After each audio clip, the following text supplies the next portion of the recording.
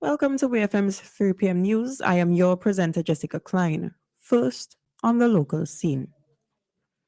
Vincy Mass 2023 will see separate shows for the Raga Soca and Power Soca competitions, according to CDC Chairman Ricky Adams. On April 25th, 2023, during a press conference, the chairman said that over the years, the Carnival Development Corporation, CDC, has received feedback that the Soca Monarch competition is too long and have decided to take these comments on board. He stated that they have also had discussions with a number of artists, some who could end up making up to 3 appearances in one night if they are competing in all 3 genres of the Calypso art form: Soca, Raga Soca, and Calypso.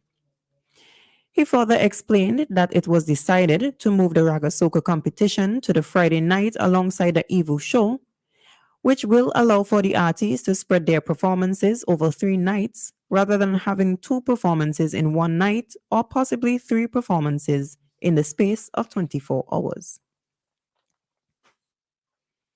The Argyle International Airport, EIA, has advised travelers that the Airport Service Charge Act of St. Vincent and the Grenadines has been amended and gazetted as of April 11th, 2023.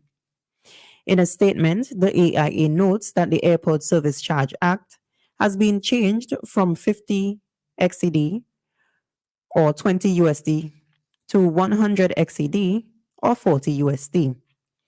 The chief CEO says in simple terms, the airport service charge, which was reduced as an incentive during the COVID-19 pandemic, will revert to the original $100 or 40 US dollars. The effective date is June 1st, 2023 for travel booked on and after June 1st, 2023. In the midst of the COVID-19 pandemic, the airport service charge was reduced from $100 to $50, which was authorized by statutory rule and order number 22 of 2022 and was taken as a symbolic means to encourage regional travel. Still on the local scene, the St. Vincent and the Grenadines Bureau of Standards are asking the Vincentian public to be vigilant when purchasing Advil products due to a recent recall. In a Facebook post today, May 11th, the Bureau of Standards said that Family Dollar has issued a voluntary recall of certain Advil products due to the storage outside of labeled temperature requirements. The recall applies to products stored and shipped to certain stores on or around June 1st, 2022 through March 31st, 2023. To date, Family Dollar is not aware of any consumer complaints or reports of illness related to this recall. On the regional scene, former West Indies cricketer Thelston Payne has passed away at Barbados' Queen Elizabeth Hospital after battling pancreatic cancer.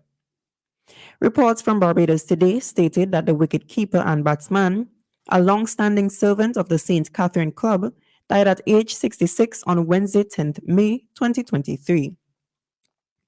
The Barbados Cricket Association, in a tribute, said, "His invaluable contribution to the cricketing landscape in different capacities over many years will always be appreciated on this island and also in the wider cricketing world." The president of West Indies Cricket, Dr. Kishore Shallow, in sharing his tribute, said, "On behalf of CWI, I offer sincere condolences to the family and friends of Thelston Payne. He is one of those unsung heroes of West Indies cricket who served the game at all levels for over 4 decades. During his playing career, he was a dynamic keeper and stylish batsman and was part of the great era of West Indies cricket when we dominated world cricket under Sir Clive Lloyd and Sir Viv Richards." Still on the regional scene, the University of the West Indies, UWI, has seemingly decided to slow its rush towards a new gender policy, which would require everyone connected to the regional institution to be referred to by the gender with which they identify.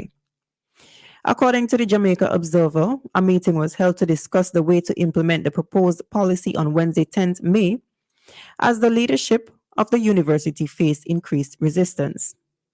Sources say people who do business with the university and students have joined lecturers opposed to the proposed policy. The proposed policy, dubbed the 2022 revision of the UE Gender Policy, Justice for All, requires principals, deans and directors, heads of departments, institutes, sites, and units, among others, to assume responsibility for the operationalizing of the gender policy in tandem with a gender mainstreaming committee and a respective campus gender task force, which are to be established.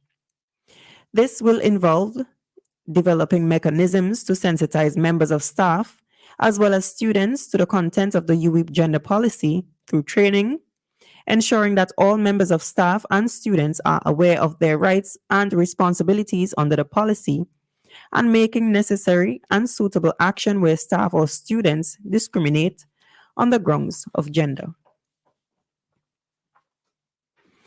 And finally, on the international scene, South Africa has been accused of supplying weapons to Russia despite its professed neutrality in the Ukraine war by the US envoy. BBC reports that Ambassador Ruben Brigitte told local media that he was confident that a Russian ship was loaded with ammunition and weapons in Cape Town last year, December. President of South Africa, Cyril Ramaphosa, said his government was investigating these claims. The country has maintained claims of neutrality in the invasion of Ukraine. On Thursday, during a media briefing in Pretoria, Mr. Brigitte said that Washington had concerns about the country's stated non-aligned stance on the conflict. This has been WEFM's 3 p.m. news. I have been your presenter, Jessica Klein. Join us again at 5:30 p.m. for WEFM's evening news, and we thank you for listening.